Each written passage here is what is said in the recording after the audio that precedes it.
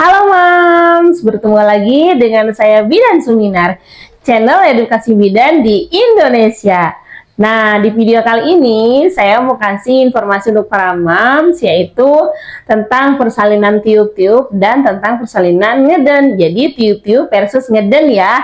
Karena untuk para Mams sekarang kan lagi booming nih, tiup-tiup itu kayak gimana sih Bu Bidan? Apakah kayak niup balon atau kayak gimana?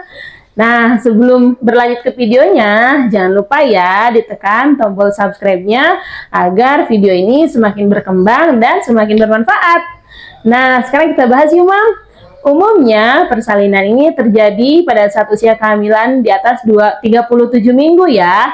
Nah, ketika misalnya usia kehamilan di atas 37 minggu, itu artinya kehamilan Mam sudah siap untuk dilahirkan atau dikatakan tidak prematur. Nah, bagaimana kalau misalnya seperti ini? Lahirannya ini di bawah 37 minggu, tapi berat badan janinnya ini misalkan cukup. Nah, ini tetap statusnya adalah persalinan secara prematur walaupun bayinya ini berat badannya cukup. Nah, yang pertama yaitu ada persalinan ngeden. Nah, persalinan ngeden ini biasanya para mam bingung, kapan sih harus ngeden? Dan bagaimana sih cara ngedennya? Karena banyak sekali nih yang ngedennya itu di leher, di dada, atau di perut. Nah, ngeden yang baik dan benar tanpa robekan atau misalkan mengurangi robekan itu seperti apa sih Bu Bidan? Nah, untuk ngeden, para mams biasanya dibolehkan ngeden itu pada saat pembukaan sudah lengkap dan memang sudah dipimpin persalinan. Karena ada juga nih yang sudah lengkap tapi belum dipimpin persalinan karena kepala bayinya belum turun ke bawah. Yang dikhawatirkannya ketika misalkan pembukaan sudah lengkap tapi kepala bayi masih di atas, dikhawatirkan adalah pembengkakan mulut rahim yang dimana malah jadi lama persalinannya. Nah, untuk para mams, kalau misalkan ngeden yang baik dan benar, tapi tergantung kepercayaan para mam terhadap provider yang menolong. Ketika misalkan providernya menolong dengan cara ngeden, sanggupnya ngeden, mamnya sanggup ngeden, percaya dengan provider yang menolongnya, itu lakuin. Kalau misalkan percaya dengan provider dengan tiup-tiup, lakuin. Mana itu tergantung opsional pilihan mams masing-masing. Nah, yang harus perhatikan ketika misalnya persalinan ngeden itu yang pertama fokusnya itu seperti apa sih? Jangan sampai pikiran kemana-mana, fokus ke mules. Karena pada saat mam harus ngeden itu pada saat mulesnya itu mules yang bukan baru muncul, baru terjadi, tapi ketika mulesnya sudah benar-benar kuat, terus udah mam ini keras kayak jidat kita, mulesnya udah benar-benar neken ke bawah, sudah dipimpin persalinan, mam harus siap-siap. Nah, siap-siapnya itu seperti ini ya. Pertama, fokus, mata lihat ke perut, dagu nempel ke dada, terus mamnya ngeden. Nah, ngedennya itu seperti ini. Tarik nafas panjang dulu. Tahan, dagu tempelin dulu ke dada, mata mam lihat ke perut, baru mam tarik kaki kanan sama kiri ya.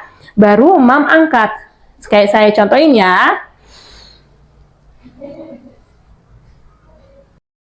Nah, kalau misalkan perut ini, misalkan mamnya betul, ketika misalkan mam nafas, ini pas pada saat tarik nafas, perut mam ini ngembang ke atas. Nah, pada saat mam pembuangannya ini neken ke bawah perutnya. Nah, itu pada saat mam ngeden. Nah, hati-hati juga nih. Pada saat mam ngeden, jangan sampai mata mams ini merem. Kenapa, Bu Bidan? Nah, biasanya kalau misalkan yang matanya minus, itu yang dikhawatirkan minusnya semakin besar. Nah, yang dikhawatirkannya juga karena ketika mam ini ngeden terlalu kuat, terlalu kenceng, bisa saja terjadi pecah pembuluh darah atau saraf-saraf bagian mata. Nah, jadi kenapa sih tidak boleh ngeden? Jadi kalau misalkan ngeden yang betul itu, muka ini tidak merah tapi hanya keluar keringat saja, karena ada yang seperti ini. Nah, sedangkan ngedennya itu di sini ya, tapi tidak ngeden ke bawah. Nah, kalau misalkan memang ngedennya yang di perut, nekennya ke perut, itu biasanya ini gak merah. Dilihat ya, tarik nafas panjang, dagu nempel ke dada, mata lihat ke perut, mau fokus, lalu ngeden. Nah, pas ngeden ini perut mam ke dalam.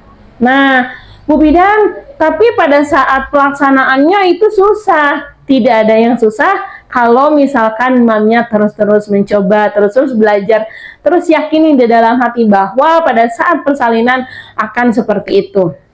Nah, yang kedua yaitu persalinan secara tiup-tiup. Bu Bidan, sekarang persalinan secara tiup-tiup lagi rame. Apakah betul itu? Apakah benar ya bisa lahir dengan tiup-tiup? Karena kemarin kan ada pro kontra ya. Nah, perlu Mam ketahui bahwa pada saat persalinan tiup-tiup ini, kepercayaan kita terhadap provider yang menolong itu harus 100%, bahwa dengan apa yang provider pimpin persalinan itu akan terjadi. Nah, kalau misalkan memang tiup-tiupnya seperti niup balon gitu, ya itu pasti capek. Kepala janin tidak akan turun karena tidak ada penekanan. Nah, kembali lagi, persalinan tiup-tiup ini perlu Mam pelajari, tidak hanya satu kali aja ya.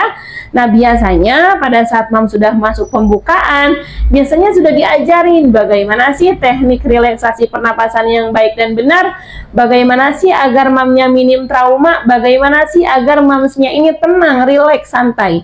Nah, yang pertama tetap mam ini harus wajib fokus, tarik nafas. Nah, ketika ngebuangnya ini, mam tekan ke sini, tarik nafas dulu. Nah, dilihat ya, ini perut nih. Misalkan mamanya tarik nafas. Terus pas ngebuangnya itu tekan ke perut. Ya, seperti itu. Tapi kalau misalkan kayak tiupnya gini, tarik nafas, itu tidak ada tekanan, maka bayi di situ tidak akan lahir. Jadi kalau misalkan persalinan secara tiup-tiup ini, mam harus fokus. Di mana fokus ini kan setiap orang ada pencapaian masing-masing. Apakah mam dengan persalinan tiup-tiup ini bisa terlampaui atau tidak gitu? Karena tidak gampang, tidak seperti kita niup balon, tidak seperti itu. Tapi dengan cara kita meniupnya atau membuangnya itu benar-benar fokus. Nah, kita belajar tarik nafas panjang, lihat tetap ke perut, mata lihat ke perut, dagu nempel ke dada seperti ini. Nah, jadi ada penekanan, lihat perut saya, asalnya kan ngembang. Oke, ini pas tarik nafas, pas buang nafas boleh buangnya seperti ini. Nah, jadi ada penekanan ke perut. Jadi kepala janin itu akan turun karena adanya otot-otot yang memang kita tekan dari pembuangan napas ini. Nah, masalah kalau misalkan untuk persalinan secara tiup-tiup ini bisa mam lakukan pada saat dipimpin persalinan sudah pembukaan lengkap. Nah, tidak hanya itu aja nih, ketika misalkan bayi mam sudah di bawah, biasanya selalu tapi tetap tarik napas buang napasnya itu seperti ini agar tidak capek. Atau pada saat tarik napasnya gini, nah biasanya, tapi tergantung beda-beda ya, beda-beda yang memang memimpin karena itu punya trik tersendiri. Nah, jadi untuk para mam, persalinan ini namanya juga persalinan, yaitu secara alami. Baik itu misalkan yang memang diinduksi atau misalkan memang secara spontan. Nah, biasanya kalau misalkan spontan ini benar-benar nunggu sampai mulusnya kuat, sampai pembukaannya lengkap. Nah, tadi ada dua, yaitu mana mam tergantung pemilihan. Nah, biasanya tiup-tiup ini adalah minim trauma dan minim robekan ya. Nah, untuk para mams, kalau misalkan memang percaya dengan provider yang menolongnya, mau persalinan secara tiup-tiup ataupun ngeden, boleh dipilih saja ya, mam. Nah, semoga dengan adanya video ini bisa bermanfaat untuk para mams dan persalinan mam ini semuanya lancar. Jangan lupa ya mams, kalau misalnya ada yang mau bertanya, boleh ketik saja di kolom komentar. Nanti kita akan jawab satu persatu. Terima kasih ya mams. Semoga dengan adanya video ini bermanfaat untuk para mams dan persalinan mam ini semuanya lancar. Sehat dedenya, sehat mamsnya. Terima kasih mam. Semoga bermanfaat, semoga sehat selalu.